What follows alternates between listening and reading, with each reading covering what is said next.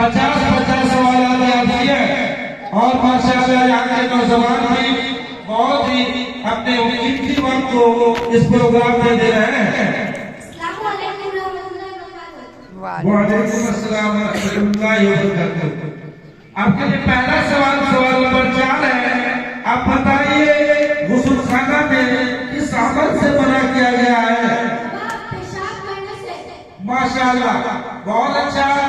अगला सवाल आपके लिए सवाल नंबर 18 है। मिसवाक का क्या फायदा प्यारे नबी सल्लल्लाहु अलैहि वसल्लम ने बताया? मुंह को साफ करने। ठीक है, मिसवाक का क्या फायदा प्यारे नबी सल्लल्लाहु अलैहि वसल्लम ने बताया? खुदा को राजी करने वाली और मुंह को साफ करने वाली है। वेरी गुड, बहुत अच्छा। अगला सवाल नंबर 48। आप बताए जो किसी के जनाजे और तदफीन में शरीक होगा उसे कितना अजर मिलेगा? माशाअल्लाह, बहुत अच्छे तरीके से आप जवाब दे रहे हैं। सवाल नंबर 29। खड़े होकर खाना खाना या पानी पीना कैसा है?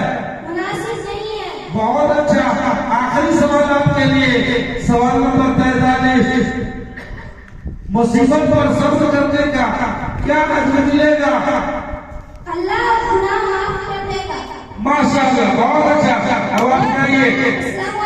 वालेकुम अस्सलाम। बाप से बढ़कर धोती वाली सब कुछ फजीलत बनवाए है।